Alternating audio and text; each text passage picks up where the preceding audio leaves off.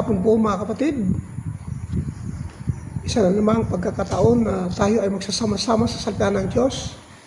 Salamat sa pagkakataon ito na tayo ay nabigyan ng oras para magbahagi sa salita ng Diyos sa pamamagitan po ng ating mentor, Pastor Wilbert Butial. At naniniwala po ako na habang tayo ay patuloy na naglilingkod sa Panginoon, tayo ay lumalago, tayo ay lumalakas kapag seryoso po ang ating pakikinig at seryoso po ang ating pag-aaral sa salita ng Diyos. Pagdating sa pagsunod sa Panginoon, lahat po tayo ay gustong-gustong sumunod sa Diyos. Pero ang kaparaanan para masunod natin ang Diyos ay sa pamamagitan ng pagpakikinig at pag-aaral ng Kanyang salita. Dito tayo lumalago. Hallelujah. Sa hapong ito ay hayaan ninyong ako ay magbahagi ng salita ng Diyos. At ito ay may topic na going beyond the borders to our destiny. Going beyond the borders to our destiny. At nais kong basahin natin ang scripture na ito in Philippians chapter 3 verse 12 to 15. Ito ang sabi, "Now that I have already obtained all this." Ulitin ko lang ng malinaw. "Not that I have already obtained all this or have already been made perfect, but I press on to take hold of what for which Christ Jesus took hold of me. Brothers, I do not consider myself yet to have taken hold of it, but one thing I do, forgetting what is behind and straining toward what is ahead. I press on toward the goal to win the prize for which God has called me heavenward in Christ Jesus." All of us who are mature should take such a view of things. And if on some point you think differently, that too God will make clear to you. Anong sinasabi nito mga kapatid? Ang sabi nito ni Paul, "Not that I have already obtained all this." Hindi sinasabi kong naangkin ko na ang lahat ng bagay. Ang sabi niya, or have already made perfect, o ako'y naging perfecto na. "But I press on to take hold of what is Christ Jesus took hold of me." At patuloy kong nagsusumikap na makamtan ang mga bagay na inihanda sa akin ng Panginoon. Sabi niya rito, "Brothers, I do not consider myself to have been taken hold of it." Hindi ko sinasabi mga kapatid na naangkin ko na ang lahat na ito. At isang bagay, sabi niya, "But one thing I do, forgetting what is behind and straining toward what is ahead." Kinakalimutan ko ang nakalipas at ako'y nagpapatuloy sa mga bagay sa harapan. Okay. At mga kapatid, tulad ni Pablo, tayong mga Kristiyano bilang individual, kailangan natin magkaroon ng tinatawag na goal o layunin sa buhay. At ang goal na yan, mga kapatid, ay napakahalaga. Pag tayo ay walang goal sa buhay, walang direksyon ang ating lakad, walang direksyon ang ating journey. At nakakalungkot, wala ni isa man sa may normal na isipan ng tao na aalis ng bahay, pupunta at kung saan na walang tiyak na pupuntahan. Basta lang umalis ng bahay. Wala hong ganun. Naniniwala ako na ang isang taong may sapat na kaisipan, pag siya ay aalis ng bahay, nasa isipan na niya ano ang gagawin niya, saan siya pupunta.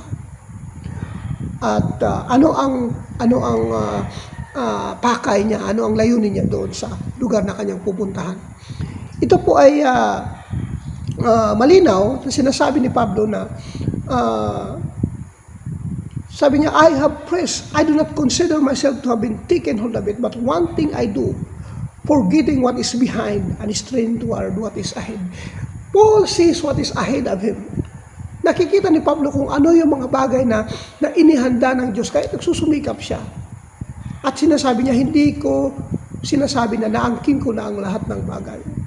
Kahit siya ay apostolis na, kahit marami ng simbahan ang kanyang naitayo, hindi niya sinasabi na naangkin na niya ang lahat ng bagay. Ano ba ang ibig sabihin nito, mga kapatid, sa mensaheng ito? Mga kapatid, pag-aralan po natin ang mga bagay na makakatulong po sa ating ministeryo sa mga sinasabi ni Pablo in Philippians chapter 3 verse 12 to 15. Una sa lahat, ano ba yung goal natin? Dapat maintindihan natin, mga kapatid, na bilang mga Kristiyano, tulad ni Pablo, ang sabi niya, I want to know Him. I want to know Him. To know Christ must be our priority. Ayun ang goal natin sa buhay. Makilala natin ang Panginoong Hesus. Dahil marami po pang bagay ang hindi natin alam kung sino po si Lord sa ating buhay. The more we know Him, the more we will love Him. The more we will follow Him. Habang nakikilala po natin ang Panginoon, lalo tayong nagsusumikap na siya ay sundin, mahalin, yakapin ang kanyang mga salita. Kaya mga kapatid, ang tao walang ibang nais, ang isang Kristiyano walang ibang nais, kundi makilala pa ng lubusan ng Diyos. Marami siyang nagagawa sa buhay. Nakukuha niya, nakikita niya, at nasusunod niya ang kalooban ng Diyos. Bakit? Habang kinikilala niya, pinag-aaralan niya ang salita ng Diyos, nakikinig siya sa mga nagtuturo sa Kanya. Sa mga taong kinikilala niyang mag-guide sa Kanya. Sa mga taong nagbubukas sa Kanya ng salita ng Diyos. The more, marami siyang nagagawa para sa Diyos. Tandaan natin, ang makilala si Kristo sa buhay na ito ay walang pinakamasaya pang tagpo ng buhay natin. Kasi alam natin, nung wala pa tayong Kristo sa buhay, hindi pa natin siya kilala. Wala tayong purpose, wala tayong direksyon, wala tayong patutunguhan. Praise be to God, nang makilala natin ang ating Panginoong Hesus, nagbago ang lahat. Nagkaroon tayo ng bagong pananaw at pag-asa sa buhay. At yan po ang ating pinanghahawakan. And we know this hope, this Christ, and the blessed hope, yung Kristo ating nakilala. At siyang patuloy na nagbubukas sa atin ng maraming oportunidad sa buhay. Hallelujah. Kaya, number one, to know Christ, because the more you know Him, the more you enjoy and love this life na bigay niya sa atin. Dahil alam natin, ang buhay ay hindi lang sa ngayon, hindi lang dito sa lupa, hindi lang yung kasaganaan sa lupa, kundi beyond this life, the greater life that God has prepared for us. Kaya napakasarap po na makilala natin, patuloy natin kilalanin at kilalanin ang ating Panginoong Hesus Kristo. Knowing Christ is not a wasted time. Ulitin ko, the more you know Him, the more you will love Him. Kaya sabi ni Pablo, I want to know Him and the power of His resurrection. I want to know Him. Nais ko pa siyang makilala at ang kapangyarihan ng kanyang pagkabuhay na maguli. Hallelujah. Look at the impact of Paul's, sa buhay ni Pablo, yung pagkakilala niya kay Kristo. Hindi dahil siya ay may titulong apostoles. Hindi dahil siya ay isang magaling na manggagawa. Yan po ay resulta ng kanyang pagkakilala kung sino si Kristo. Sino ang Panginoong Hesus? Who is He? Minsan dahil tanong ko sa aking sarili, ang sabi ko, who are you, Lord? Sino ka ba talaga sa buhay ko, Panginoon? Okay, number of purpose, mga kapatid, is that goal natin ay know Christ. Then, know the power that raised Him to life. Know the power that raised Him to life. Anong ibig sabihin? Alamin, kilalanin ang kapangyarihang nasa likod ng kanyang pagkabuhay na maguli. Sino yan? There is a person, hindi lang power, beyond His resurrection, and that is the person and the power of the Holy Spirit. Know who the Holy Spirit is. The Holy Spirit is the one sent by God to help us finish our course, finish our mandate in this planet. Siya po ay ang ating katuwang na ibinigay ng Panginoon dito sa lupa. Hindi po natin pwedeng sabihin, dahil marami na tayong alam, hindi mo na kailangan siya. Kapatid, bilang manggagawa ng Panginoon, malinaw na malinaw ang sinasabi ng salita ng Diyos. Not by might nor by power, but by the Holy Spirit. Not by might nor by power, but by the Spirit. Yan po ang ating credential at kalakasan sa ministeryo. Praise be to God sa mga taong tumutulong sa atin at pinadala sa atin ng Diyos para buksan sa atin ang maraming katotohanan. Salamat po na may mga taong pinadala ng Diyos para sa atin na makilala natin ang Diyos at ang Kanyang banal na Espiritu Santo. At salamat din sa mga taong nagbubukas sa atin ng salita ng Diyos. Yun po ay napakalaking biyaya ng Diyos na pinadala sa iyo at sa akin. Know the power and the person beyond His resurrection. Ang nasa likod, behind the resurrection. Number 3, our goal must be to suffer and to die like Christ. Ito ang medyo kakaiba. Sabi ni Paul,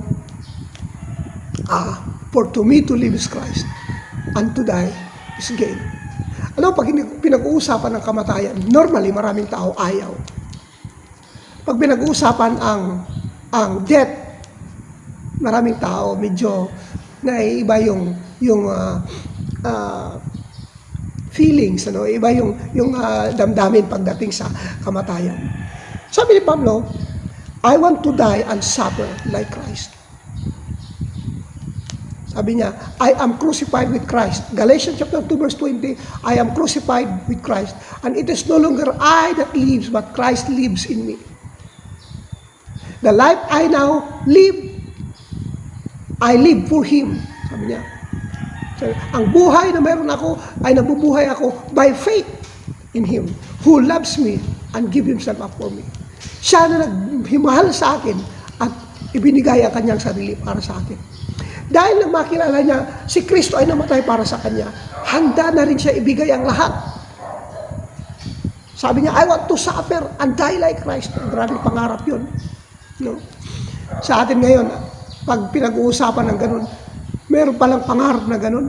Gusto kong magtiis at mamatay tulad ni Kristo. Of course, literally, hindi naman pwede nating daanan yung pinagdaanan ni Kristo. Dahil kakaiba po yun. Pero ang ibig sabihin ni Paul is that sa ating paglilingkod, normal po yung tinatawag na suffering. Pero yung suffering na yun ay hindi po suffering for our destruction. Ang ating suffering ay tulad ni Kristo, suffering because of the will of God.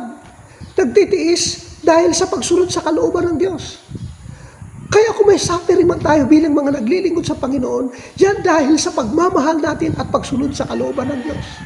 Do not misinterpret suffering, because suffering for God's sake, because of the will of God, is a joyous suffering.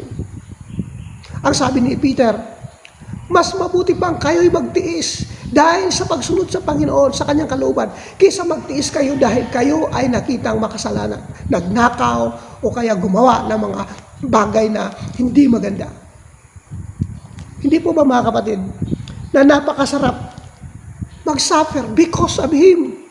Nung tayo mga single pa, sabi natin sa ating mga nililigawan, handa akong mamatay para sa iyo. Handa akong magtiis para sa iyo. Can you imagine? You express your feelings. We express our feelings to our loved one. Tanong, ganyan din ba tayo kay Kristo? Are we willing to follow Christ in any way? And you suffer because of Him? Kapatid, minsan, napakababaw ng pagmamahal ng tao. May mga taong handang mamatay para sa kanilang kandidato, may mga taong handang pumatay para sa kanilang manok. Pero, mayroon pa bang mga tao na handang mamatay para kay Kristo? Hindi lang mamatay, mabuhay para kay Kristo. To live for Christ. At ito yung goal natin sa buhay. This is our goal in life. To suffer and die like Christ. Suffering because of our obedience. O ulitin ko ha. Suffering because our obedience. Because of our love for Him. Dahil sa pagmamahal natin sa Kanya. Okay, the attainment to this goal will surely bring us to our God-given destiny, which is to rule and reign in life. Pag naintindihan mo ang goal na ito, to know Christ, to know the power that He raised Him to life, to suffer and die like Him, pag naintindihan mo ito, kapatid, ang susunod ay, ito na, it will surely bring us to our God-given destiny. Okay, Genesis chapter 1 verse 26. Ang sabi nito, then God said, let us make man in our image, in our likeness, and let them rule over the fish of the sea, and the birds of the air, over the livestock, over all the earth, and over all the creatures that move along the ground. Anong sabi nito? Ito na yung destiny, no? In Genesis 1:26, maintindihan natin ng mabuti ang sinasabi rito, nang tayo likhay ng Diyos, nilikha niya tayo sa Kanyang image, sa Kanyang likeness. At ito ang sabi niya, let them rule over. This is important. Once this destiny is clearly seen in our spirit, we must do everything we can to press on toward our destiny as goal. Okay. Pag naintindihan natin ang ating destiny, malinaw sa atin kung saan tayo patungo. Saan ang direksyon natin. Okay? Ano ang destiny natin? Number 1, the church destiny. We are destined to rule and reign. To rule and reign. Ang sabi rito kanina sa Genesis 1:26, then God said, let us make man in our image and in our likeness, and let them rule over. To rule and reign, mga kapatid. This is our dominion mandate. Number 1, we are destined to rule and reign. Okay. As an individual, we are destined to rule and reign in all of life's circumstances. Hindi tayo pinagro-rule and reign over people na panghihimasukan mo yung mga tao o yung mga buhay ng mga may buhay, sabi pa nga. Ang ibig sabihin ng rule and reign is that we're going to rule and reign in every circumstances in life. Ang dami pong circumstances sa buhay. At karamihan sa mga tao, pag may mga circumstances sa buhay, lalo na kung ito'y negatibo, marami ang sumusuko. Hindi lumalaban, hindi nagtatagumpay, ayaw maging matatag at ayaw maging mag-rule over. At ito po ang isa sa mga dahilan bakit marami pong nanghihina at umaatras sa paglilingkod. Because hindi malinaw sa kanila ang pagkatawag ng Panginoon. Can you imagine? We are created in His image, in His likeness, in God's class. Ang purpose ng Lord is that so that you could prevail and govern over all what? Over all circumstances in life. Okay. What is this? Tingnan natin ang verse na to. Ang sabi dito sa Romans 8:35-39. Who shall separate us from the love of Christ? Shall trouble, or hardship, or persecution, or famine, or nakedness, or danger, or sword? Sabi nito, as it is written, for your sake we face death all day long. We are considered as sheep to be slaughtered. No, in all these things, we are more than conqueror through Him who loved us. For I am convinced that neither death nor life, neither angels nor demons, neither the present nor the future, nor any powers, neither height nor depth, nor anything else in all creation will be able to separate us from the love of God that is in Christ Jesus our Lord. Anong sinasabi nito ni Pablo? Ang sabi niya, mga kapatid, sino ang makapaghihiwalay Ang tanong niya, sino ang magkapaghihiwalay sa atin kay Kristo? Inisa-isa niya, hindi mga tao ang sinabi niya rito, kundi circumstances. Ang sabi niya, shall trouble, kahirapan, hardship, persecution or famine, sabi niya, or nakedness, or danger or sword. Ito yung mga bagay na kung saan we will going to rule and reign in life. But you know what? This is not an easy enemy. It takes faith, strength, and power to overcome these circumstances. At ito lang, sabi nito, alam niyo sa kanilang kapanahonan, pag Kristiyano ka, nanganganib ka. Pag ikaw Kristiyano, nanganganib ka. Dahil it means you are forming another culture or tradition. Para sa kanila, kapag ikaw ay lumilikha ng bagong kultura at tradisyon na kinagisnan ng tao, kumukontra ka sa gobyerno at dapat kang mamatay. At yun ang buhay ni Pablo sa kanyang kapanahunan. Nakakalungkot sa kanilang kapanahunan. When you change, nagbago ang buhay mo at hindi ka na nagko-compromise sa mga ginagawa ng mga taong nakapaligid sa iyo. Meron kang kalaban. Virus ka sa kanilang mga mata. Ang sabi ni Pablo rito, okay, as it is written, for your sake we face death all day long. We are considered as sheep to be slaughtered. Ganyan ang buhay niya. Tulad ng isang tupa na kakatahin. Noong unang panahon, sa kanyang kapanahunan, pag naging Kristiyano ka, kandidato ka, tulad ng isang tupa na kakatahin. Dahil sa kanila, pag bago yung uri ng paniniwala mo at kultura mo, kandidato ka sa kamatayan. Okay? Sabi rito, for your sake we face death all day long and we are considered as sheep to be slaughtered. Pero ang sabi niya, no! In all these things, hallelujah. Ang sabi niya, no, in all these things we are more than conquerors through Him who loved us. Tingnan niyo gaano kalakas si Pablo. Sabi niya, sa lahat ng mga circumstances na to, sa lahat ng mga bagay nito, sabi niya, in all these things, I am convinced, sabi niya, we are more than conquerors through Him who loves us. Tayo'y mananagumpay sa pamamagitan niya na nagmahal sa atin. Paano tayo magtatagumpay? Sa lahat ng circumstances. Simple lang. How close? How deep is your love? Sabi pa nga, gaano kalalim ang pagmamahal mo sa Panginoon. Yun ang sekreto.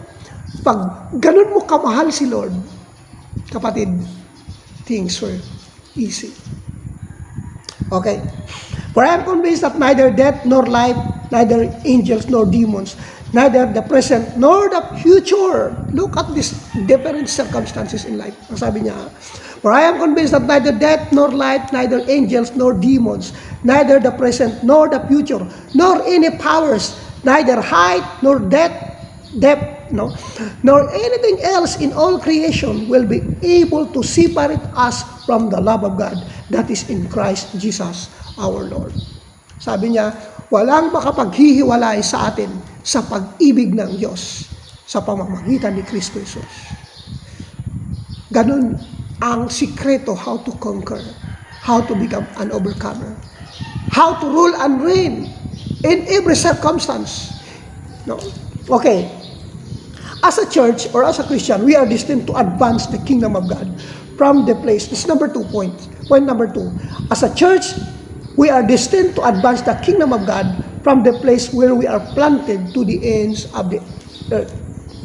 Bilang mga mananampalataya, bilang isang simbahan, bilang isang iglesia, tayo ay nakadestined, designed, to advance the kingdom of God from the place where we are planted to the ends of the earth. Kung saan tayo nailagay, saang lugar tayo naroon, dinisenyo po yan ng Panginoon para tayo ay magpalaganap sa kanyang kaharian. Every one of us has its own place of assignment. And Look at Acts chapter 1 verse 8. Malinaw ang sabi nito. But you will receive the power when the Holy Spirit comes on you, and you will be my witnesses in Jerusalem, and all Judea and Samaria, and to the ends of the earth. No? At kayo makakatanggap ng kapangyarihan kung dumating ang banal na Espiritu sa inyo. Sabi niya rito. At kayo'y magiging testigo. At totoo, magpapatotoo kayo, magiging testigo mula sa Jerusalem, sa Judea, Samaria, at hanggang sa dulo ng mundo. Saan ka man naroon, anumang lugar sa Pilipinas, naroon tayo mga kapatid. You are assigned, you are designed there to fulfill your mandate. If you read this in Isaiah 49, I was so amazed with this verse. Isaiah 49. Let me read this to you. I was so really thrilled with this scripture. Isaiah 49. Verse 1 and 2. Sa Tagalog, babasahin ko. Ito ang sabi. Makinig kayo, mga taong naninirahan sa malalayong mga bansa. Pinili na ako ni Yahweh bago pa isa lang, at hinirang niya ako para siya'y paglingkuran. Mga salita ko'y ginawa niyang singtalim ng espada. Siya sa akin laging nag-iingat. Ginawa niya akong parang matulis na palaso. Sa anumang oras ay handang itudla. Ano ang point ng verse na ito mga kapatid? This is the calling of Isaiah. Pero naintindihan niya ang calling niya sa buhay.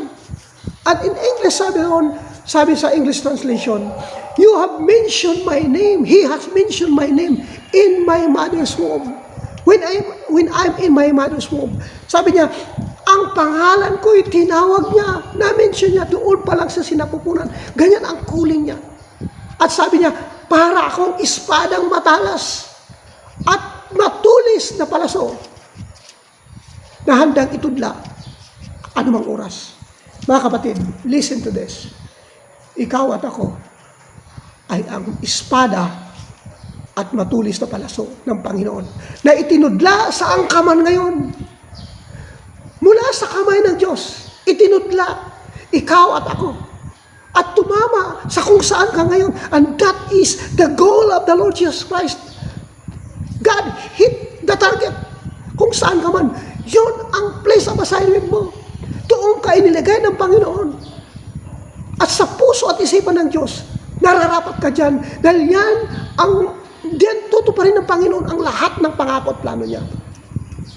At alam niyo, sa buhay ni Isaiah, sa panawagan niya, hindi madali. Dahil yung mission niya mas mahirap kisa sa atin. Ang mission ni Isaiah in chapter 6, alam natin yan, nagsabihin na Lord sa kanya nang magpakita ang Panginoon sa kanyang kaluwalhatian, sa kanyang trono. Nagsalita ang Diyos, sino ang aking isusugo? At ang sabi ni Isaiah, here I am, Lord. Narito po ako, Panginoon. Send me.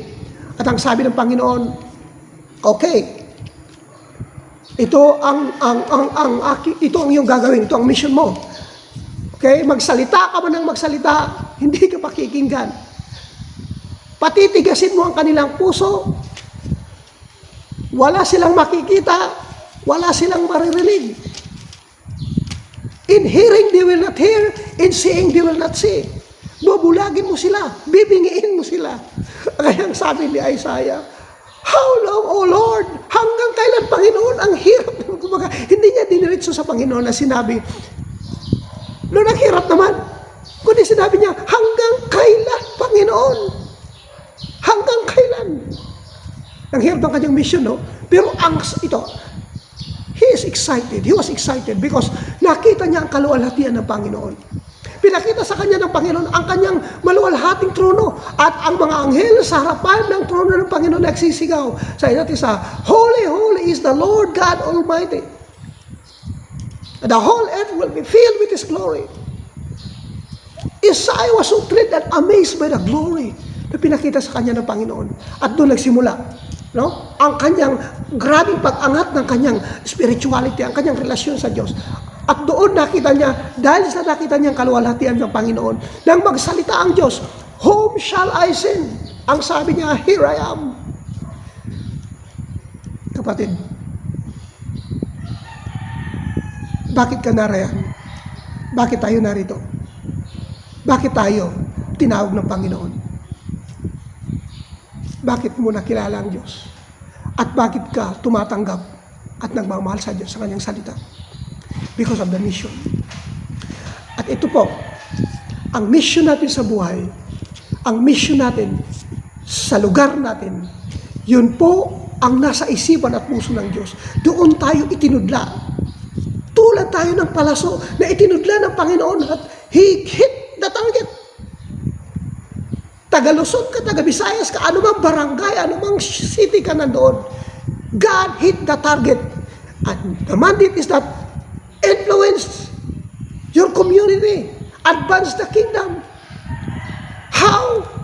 Yung word na paano? Kapatid, because of this, we are here learning, knowing, understanding, receiving, the impartation from our mentor, from the people, from the person God sent to us, so that tayo ay maging matalas pa tayo sa paglilingkod at sa pagbabahagi ng salita ng Diyos in advancing the kingdom of God. Kaya napakapalad po natin na nakakita tayo ng mentor and spiritual father to guide us, to open the scripture to us, to bring us and make us grow in our place of assignment. Hallelujah. Napakapalad po natin. Nung ako ay nagsimula sa ministry, ako po ay parang nakalutang. Ang salitang lutang, naranasan ko po yan. When I started in ministry, andyan na yung kagustuhan magsimula. Pero wala akong mensahe. Alam niyo paano kami nagsimula? Nagsimula ako sa pagtuturo ng mga bata. Nagbigyan na kami ni Lord ng mga tao, ng mga membro, pakunti-kunti. Ako mismo, nagbabasa ng salita ng Diyos. Every day, I study the scripture. Pero mga kapatid, yung sinasabing napapanahon, at current word na siyang matatanggap ng mga tao sa kanilang sitwasyon. Parang ang lalayo minsan ng preaching natin noong una. Just preaching the gospel na para bang wala namang, hindi ka naman sinasabing walang epekto, just the scripture. Ang sinasabi ko, hindi akma sa pangangailangan ng tao dahil we studied it in our own way. Pastor, ibig sabihin, hindi ka nag-pray. Nagpipray po tayo. Nananalangin po, Panginoon, samahan niyo po kami. Pero ito po yung maganda sa ating kapanahunan. When someone sent by God to us, to help us and to guide us, tinutulungan tayo ng Diyos sa pamamagitan ng mga taong pinadala sa atin. Para hindi lang basta makita at malinaw na lakaran natin ang kalooban ng Diyos, kundi maiangat at maibalik natin ang totoong koneksyon at pagpapalago sa iglesia, pagpapalaganap ng kaharian ng Diyos. At praise be to God, we receive that current word, fresh word. People began to hear the now word, fresh word. Para bang kumakain sila ng tinapay na mainit pa. Nakakaranas sila ng masarap na pagkain na sariwang-sariwa mula sa lutuan, hindi mula sa mga dilatang pagkain na maraming preservatives. And that is the advantage of our time. Tayo mga naglilingkod sa Panginoon as an belong to a CB tribe. Okay, as a church, we are destined to advance the kingdom of God from the place where we are planted to the ends of the earth. Yan po ay malinaw. Now, ang Acts chapter 1 verse 8 ay hindi lang basta commission, it is empowering. Ang sabi rito, but you will receive the power when the Holy Spirit comes on you, and you will be my witnesses in Jerusalem, and Judea, and Samaria, and to the ends of the earth. Saan ka man kapatid? Nasa Luzon ka man, ako nasa Visayas, at merong mga taga Mindanao o taga ibang bansa man, to the ends of the earth, kinalat tayo ng Panginoon to advance His kingdom hanggang sa pinakadulo ng mundo. Ang purpose ng Panginoon to advance His kingdom. Advancing God's kingdom is the number one. Yun po yung kahuli-huli ang sinabi ng Panginoon bago siya bumalik sa langit at nawala sa alapa. Ang sabi niya sa kanyang mga disciple, "Go into all the world and preach the gospel to every creation." Alam mo ba ang ibig sabihin ng go? Uulitin ko yung illustration kanina. Tulad yan ng palaso na itinudla. Ready. Tapos binitawan. Go. At nang bitawan tayo ng Panginoon, hindi nagkamali ang Diyos. God hits the target kung saan ka man ngayon. He hit the target. God never missed the target. Kaya yung lugar mo, that is the place of your assignment. Grow there, advance the kingdom there. Ako ay nasa Samar, ito yung territory, ito yung lugar ko, dito ako inilagay ng Panginoon at dito magsisimula paano i-advance ang kaharian ng Diyos. Okay, the ultimate mandate of the church is to advance the kingdom of God. This is the ultimate mandate. Revelation 11:15. The seventh angel sounded his trumpet, and there were loud voices in heaven which said, "The kingdom of this world had become the kingdom of our Lord and of his Christ, and he will reign forever and ever." This is the ultimate and this is the ultimate mandate, the fulfillment of the ultimate mandate. We are commanded by God. Okay. Ano pa? Letter B, ruling and reigning, our dominion mandate. Ruling and reigning is our dominion mandate. Genesis 1:26, balikan natin. And God said, "Let us make man in our image, in our likeness, and let them rule over the fish of the sea, and of the birds of the air, over the livestock, over all the earth, and over all the creatures that move along the ground." Now, we can only rule and reign if the image and likeness of God was restored back in our spirit. Di ba, ang image ni Lord, nung simula pa tayo nilikha ng kanyang imahe, ng kanyang likeness. But ito po mga kapatid ay nasira nang ang unang tao si Adan ay nagkasala. When Adam, disobeyed God, at ginawa nila yung mga bagay na ayaw ng Diyos, nang kumain sila ng bungang pinagbabawal sa puno, yung bunga ng puno na pinagbabawal, sila ay nagkasala. At nawala po yung originality, yung image and likeness ay nawala po. Now, Adam was under the dominion of the devil because he disobeyed God. He is under the power of the God of disobedience. And that is the devil. Kaya nawala po yung image. Nang mawala po yung image ng Panginoon, ng Diyos sa kanyang buhay, ang Diyos ay kusang lumayo at pinalayas siya sa garden. Nang palayasin siya sa Garden of Eden, kapatid, ito ang pinakamasakit at pinakamasaklap na kwento ng tao. Yung bang paaalisin ka ng may likha sa'yo at yung Diyos na mismo na author ng buhay mo, palalayasin ka niya sa kanyang presensya. That is the saddest chapter of man's life. Yung bang umalis ka at hindi ka lang basta umalis, pinalayas ka, pinaalis ka. Alam niyo, ang masaklap sa isang relasyon, yung ba yung anak na pinalayas ng magulang, napakasaklap nun, di ba?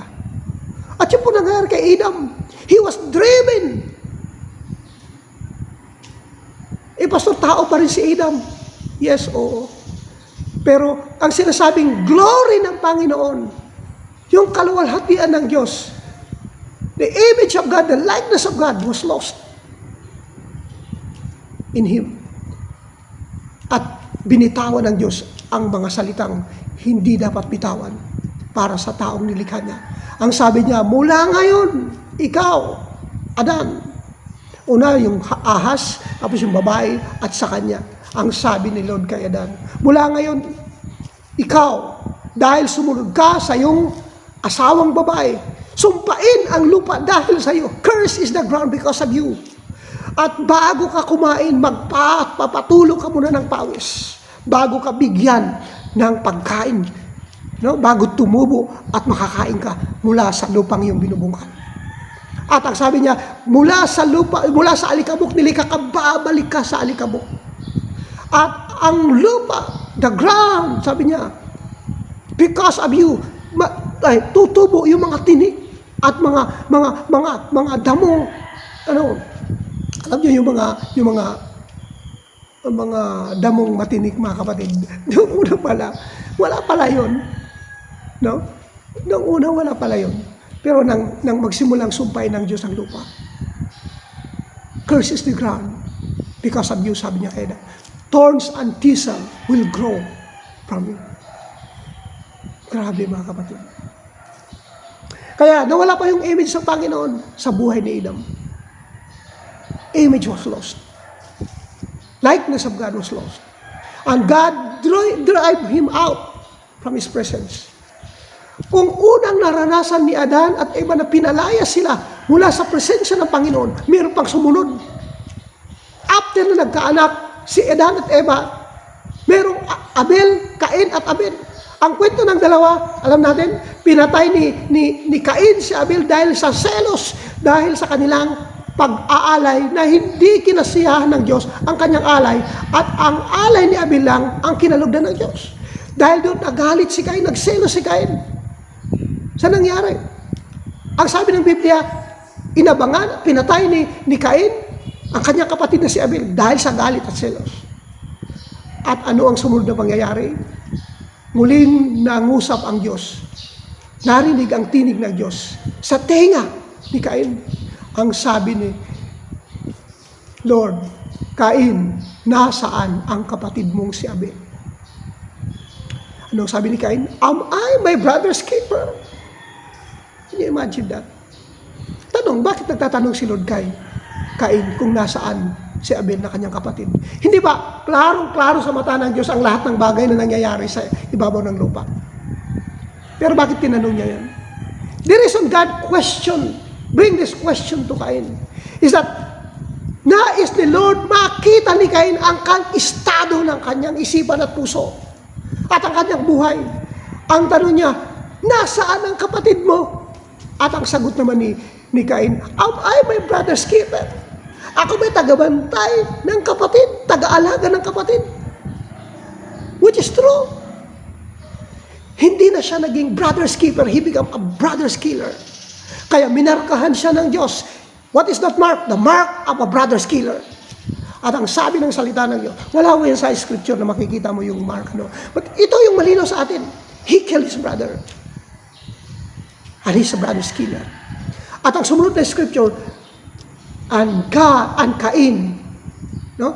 At si Cain ay umalis mula sa presensya ng Panginoon. Hindi lang umalis, minarkahan siya ng Diyos.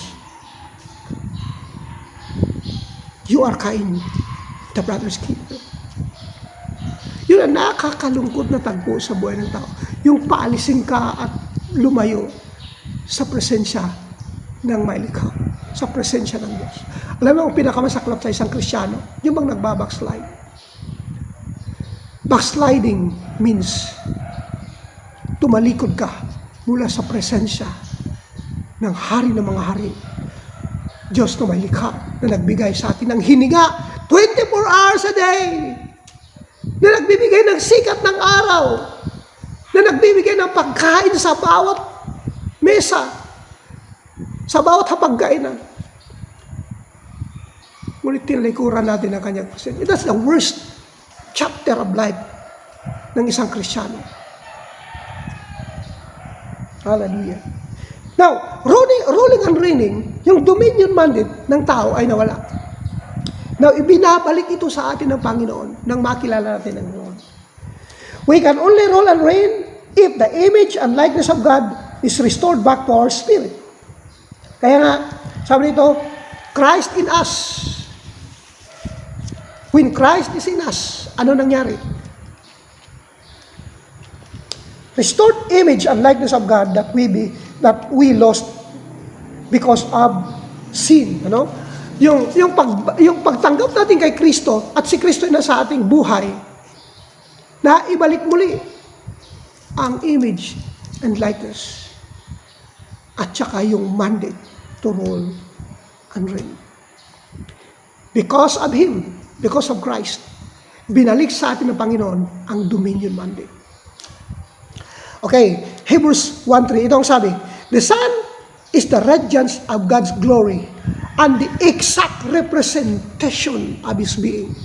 Sinong Son ang sinasabi nito? Jesus Christ. Sabi nito, the Son is the radiance of God's glory and the exact representation of His being, sustaining all things by His powerful word. After He had provided purification for sins, He sat down at the right hand of the Majesty in heaven. Anong sinasabi rito? Ang anak ng Diyos, ang radiance. Ano ba ibig sabihin ng radiance? Yung ningning, yung liwanag ng kaluwalhatian ng Diyos. At ano pa siya? Ang exact representation of His being. Ang accurate na representasyon ng pagiging Diyos, ng image ng Diyos. Siya po si Jesus Christ. At nang tanggapin natin siya, when we receive Christ in our lives, in our heart, God is restoring back the image and likeness that Adam lost in the Garden of Eden. Another scripture, Colossians 1:27. To them God has chosen to make known among the Gentiles the glorious riches of this mystery, which is Christ in you, the hope of glory. Ito na. Ngayon mga kapatid, hindi lang basta-basta naging pag-asa natin sa buhay na ito ang Panginoong Hesus. Hindi lang basta-basta nakilala natin si Kristo na tagapagligtas. Nang si Kristo ay manahan sa ating buhay, sa ating puso. Mga kapatid, ang sabi nito, siya ay naging pag-asa sa kaluwalhatian.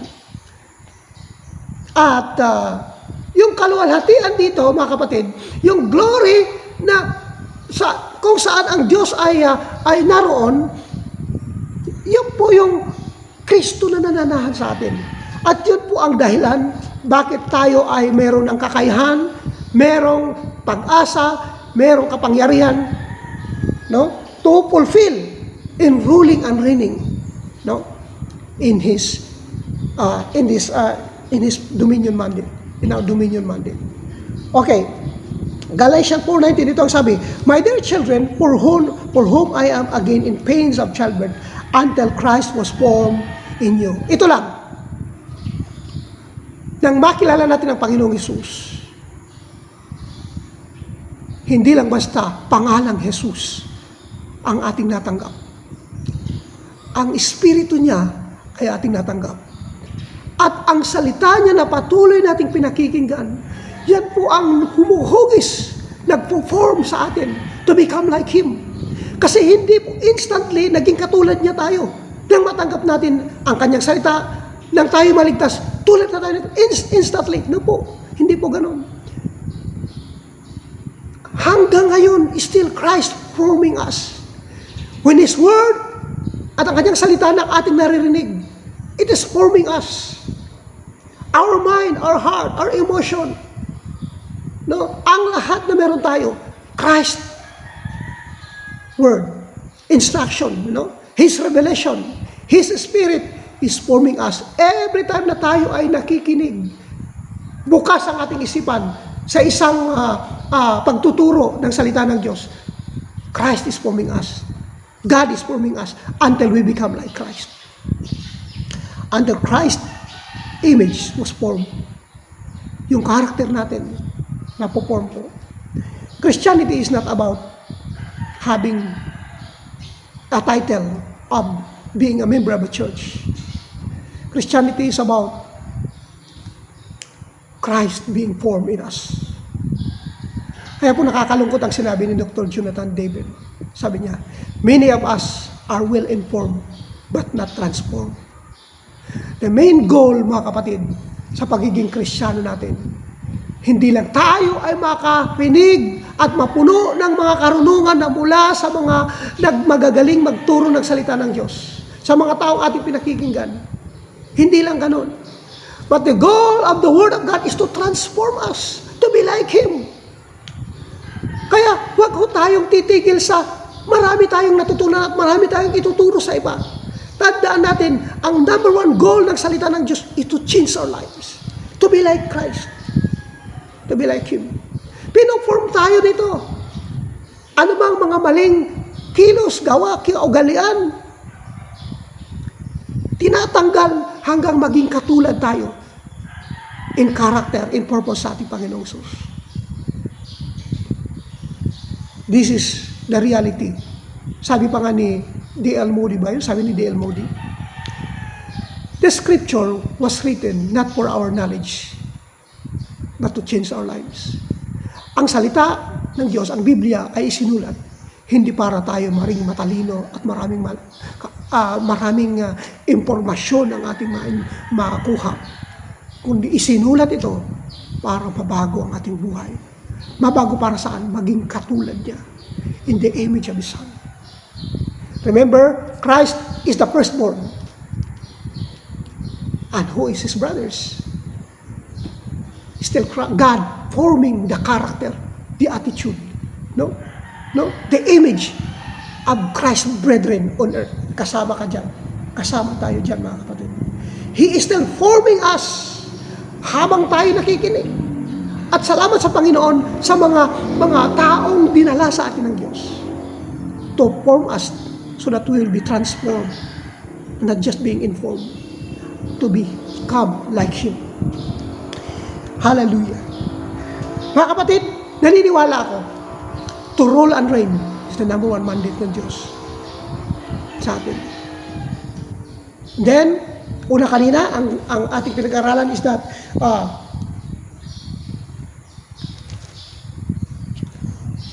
to advance the kingdom of God. Advancing the kingdom of God is the next. No? After He changed us, then He told us to advance the kingdom of God. He transformed us. Kaya mga kapatid, this is our destiny. This is our destiny. Ano yung destiny natin? To become like Him and to rule and reign with Him. Una sa lahat, the image of God will be seen in us. Let's move forward with this purpose and plan of God for our lives. Naniniwala ako, you and me, tayong lahat, sabay-sabay na lalago, sabay-sabay na maglalakad sa kalooban ng Diyos at mababago lang ang mundo dahil sa mga taong binago ng Diyos. Because it takes life to change others' life. This is the mandate. This is the purpose. Hallelujah. At naniniwala ko, ikaw at ako, malinaw sa atin na hindi lang basta minahal tayo ng Diyos. Hindi lang basta hinugasan tayo at pinatawad ng Panginoon. Tayo rin, mga kapatid, ay mayroong mandatong tinanggap sa Diyos. At mahalaga yan na hindi natin pwedeng kalimutan dahil yan ang kahuli-huli ang sinabi ng Panginoon bago siya bumalik ng langit. At saan ka man naroon, it is the place where God has assigned you. Uulitin ko, just like an arrow, God hit the target to the place where you are right now. Hey, advance the kingdom. Advance the kingdom of God in your territory, in the place of your assignment. Magandang hapon po mga kapatid. Naniniwala po ako na sa kaunting panahon, mayroon po tayong may ambag na salita ng Diyos. Magpalain po tayong lahat. Father, I pray for this beautiful afternoon, Panginoon.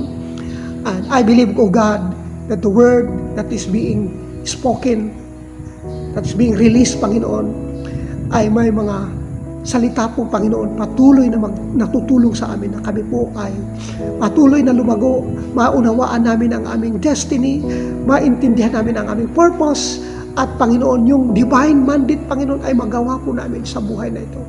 Lord, we believe that in the name of Jesus, all of us, Panginoon, will continually be transformed into your image, Panginoon. Hindi ka patapos sa aming buhay. Pero Panginoon, habang patuloy mo kaming pinoform, Panginoon, into your image, O God. Thank you, Father God, for divine mandate that we carry, Panginoon, so that to the ends of the earth, we will fulfill, Panginoon, your will, and we could become an obedient sons and daughters for the kingdom. We thank you for this hour. We thank you for this moment, O God.